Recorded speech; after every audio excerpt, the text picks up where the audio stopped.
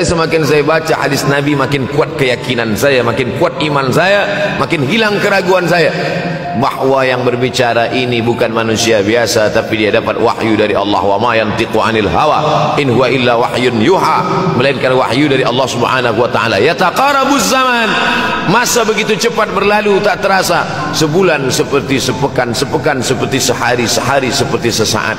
Akhirnya kita pun kehilangan waktu, habis.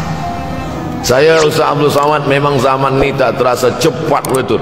Rasa-rasa kejap-kejap dah bulan Ramadan. Tak terasa baru saja Idul Fitri dah masuk pula lagi. Masya Allah, begitu cepatnya masa berlalu. Maka jangan sampai semakin saya baca hadis ini, semakin kuat keyakinan saya bahwa Nabi Muhammad sallallahu alaihi wasallam mendapat wahyu dari Allah Subhanahu wa taala. Semakin kuat keyakinan dan keimanan. Kenapa?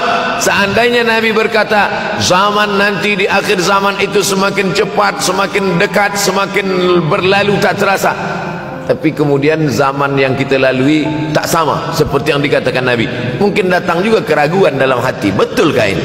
Tapi ternyata 1441 tahun lampau, 1440 tahun yang lalu Nabi mengatakan, dan hari ini terbukti zaman begitu cepat berlalu.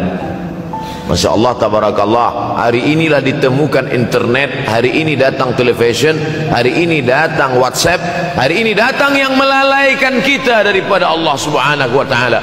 Sehingga waktu datang sembang-sembang, cerita-cerita, tengok ini, update ini, tulis ini, tengok ini, pandang ini, habis waktu berlalu. Padahal waktu inilah yang akan ditanya oleh Allah Subhanahu wa taala.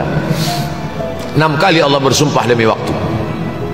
Terbit fajar, wal fajri wa layalin nashr, masuk waktu subuh. Was subhi idza tanaffas, masuk waktu duha. Wad duha wal laili idza saja, masuk waktu siang.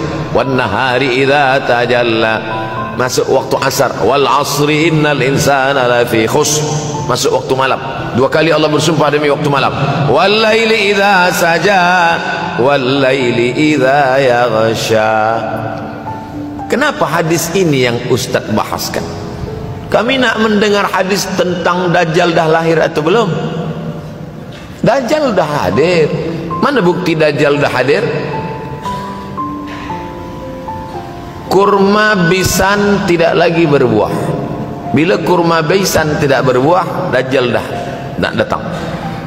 Kurma bisan sekarang sudah berkurang, tak berbuah. Lalu kemudian apa lagi? Ain Zuhar, mata air dari Ain Zuhar sudah kering, sudah kering. Oleh sebab itu, tapi manakala dulu datang Habib Umar bin Hafiz, saya hadir majlis itu, adalah seorang bertanya, Habib, ya, Imam Mahdi dah lahir atau belum? Saya tengok Habib menjawab, sepertinya dia macam tak suka pertanyaan. Kata dia, kita tak perlu mencari-cari dia dah lahir atau belum, kampung dia di mana, dia lahir di hospital mana, dia tak perlu. Yang perlu kita siapkan adalah iman dan takwa, pengetahuan kita, supaya kita jangan sampai terkecoh, supaya kita boleh membezakan mana hak, mana batil, mana betul, mana salah, mana lurus, mana bengkok, mana hitam, mana putih. Sehingga dengan istiqomahnya kita beribadah ini, kita boleh membezakan mana Al-Masih yang original, yang asli, mana Al-Masih Ad-Dajjal. Makanya tadi sebelum salam kita berkata, Allahumma inni a'udzubika min azabi jahannam wa min azabil qabri wa min fitnatil mahya wal mamat wa min syarri fitnatil masihid Dajjal. Membaca, menghafaz 10 ayat di awal surah Al-Kahfi. Siapa yang menghafaz 10 awal ayat, hadis lain mengatakan 10 akhir, 10 awal 10 akhir, elok dua-duanya. Tapi Masya Allah, tabarakallah, anak-anak kita yang pakai jubah, pakai sorban putih ini, daripada tahfiz Quran, mereka tidak hanya menghafaz 10 awal 10 ujung, dari awal sampai ujung dia hafaz, 30 juzuk dia hafaz. Mudah-mudahan anak-anak kita penghafaz Al-Quran. Allahumma ja'al abna'ana wa banatina min huffazil Quran wal hafizan. Jadikan anak-anak kami menjadi para penghafaz Al-Quran ya Allah, supaya selamat dia daripada fitnah Al-Masih Ad-Dajjal.